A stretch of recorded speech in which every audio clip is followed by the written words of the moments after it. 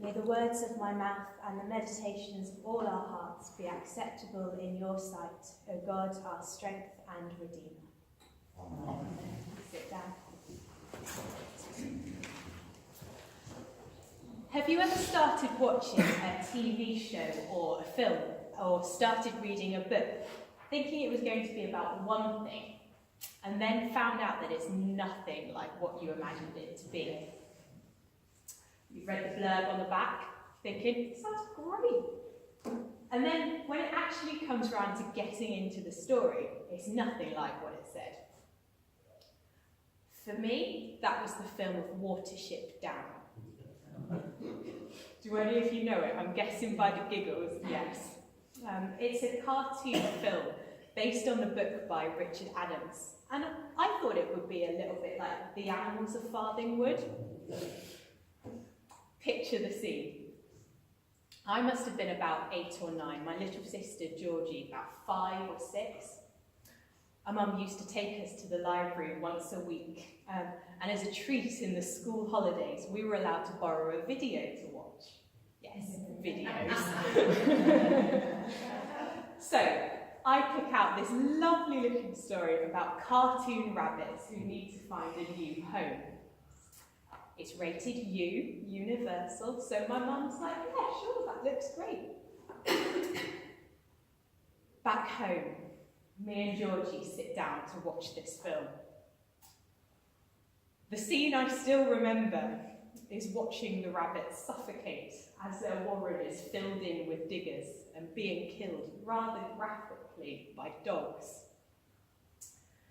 We turned it off completely overwhelmed, and I had nightmares for days afterwards.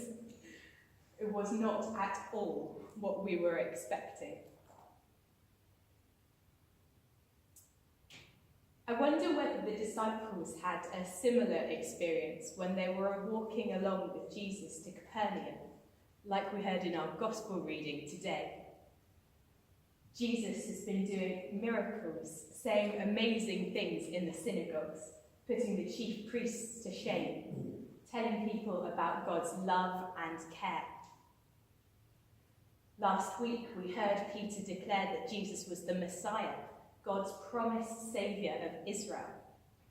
They must have been feeling great as they walked along the road, sun shining, drawing crowds wherever they went. Life was going great. And then Jesus says, the Son of Man is to be betrayed into human hands, and they will kill him, and 3 days later, after being killed, he will rise again. What?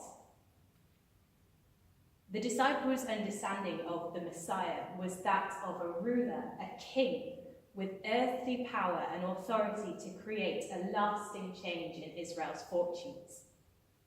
The Messiah would turn the people of Israel back to their God, and God's favour would mean that the land was their own. There would be no more Roman occupation.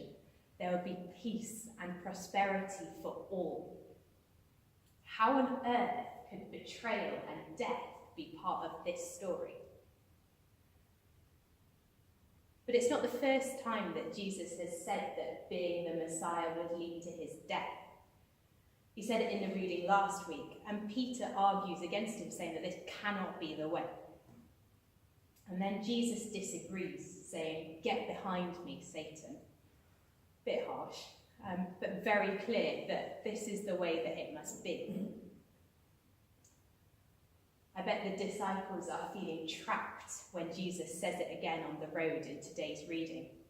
How can it make sense? How can they understand it when everything that they have learned tells them that the return of the Messiah is victory?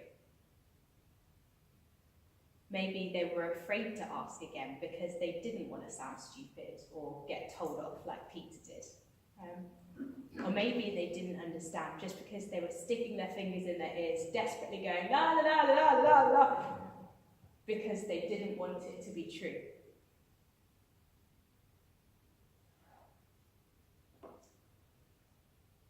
We know that it was true. we know that the victory that Jesus won as the suffering Messiah was bigger than those disciples on the road could ever have imagined, looked completely different from something that they could have ever dreamed. Salvation was coming, and it has come to the entire world, not just to the nation of Israel. Christ is the king, but he's not the king of a country, he's the king of the whole universe. What we now know as Christians, what the disciples didn't know then, is that God's salvation doesn't always look like success in the eyes of the world. When the disciples are arguing on the road about who will be the greatest, they're completely misunderstanding what greatness looks like in the eyes of God. That's what Jesus is saying when he plonks a kid down right in the middle of them. In the upside-down world of the kingdom that Jesus is creating, being king means serving the ones that you think should be serving you.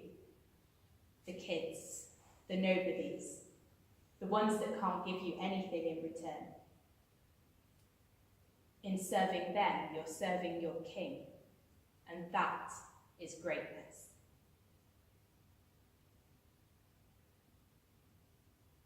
That's what our reading from James is talking about, this reframing of success. He's talking specifically about wisdom, which in the Bible comes from God, and it isn't about knowing facts or figures or being able to pass exams. It's more about how to live well in the world. This passage is saying that the conflicts that we have in the world and with other people are because we don't fully understand God's wisdom. We don't fully understand how we should live. James is saying, like Jesus was saying to his disciples, that it's not about battling to come out on top of those around us. Instead, if we truly understand God and his kingdom, we would know that the wisdom from above is first pure, then peaceable, gentle, willing to yield, full of mercy and good fruits, without a trace of partiality or hypocrisy. It isn't out to win the arguments all of the time. It brings peace and goodness to all those it touches. It doesn't have favourites, and it's merciful to those who get things wrong.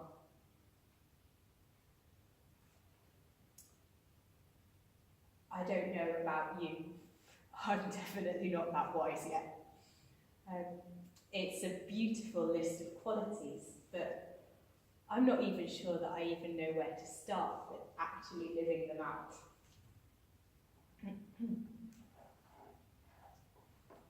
Sometimes it feels as though what God asks us to do is far beyond us.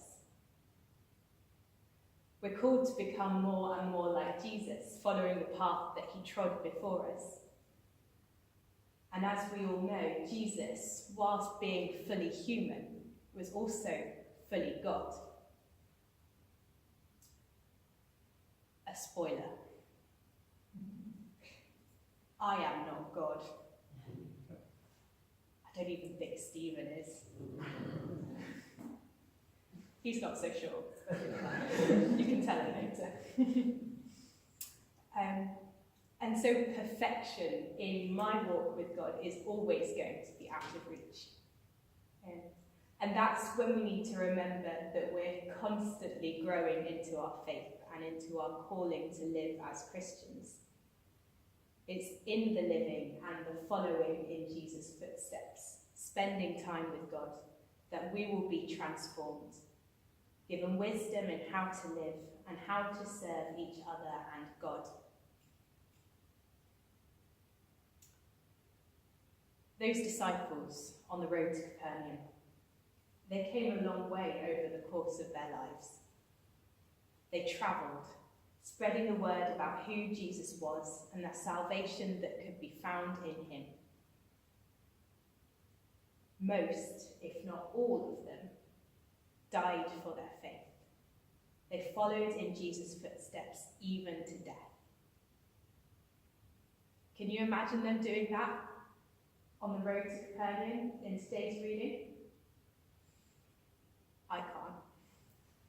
Yet their lives and their deaths are proof that God's power changes and transforms us. It's my prayer today that you and I would be deeper and deeper transformed into the image and likeness of God, as seen in the face of Jesus Christ. Amen. Amen.